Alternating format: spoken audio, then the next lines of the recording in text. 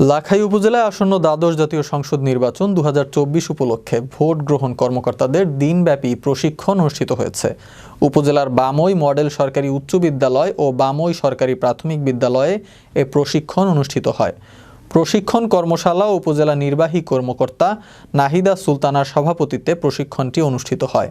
এতে প্রধান অতিথি হিসেবে উপস্থিত ছিলেন হবিগঞ্জ জেলা প্রশাসক ও বিজ্ঞ জেলা ম্যাজিস্ট্রেট এবং রিটার্নিং অফিসার মোসাম্মদ জিলুফা সুলতানা।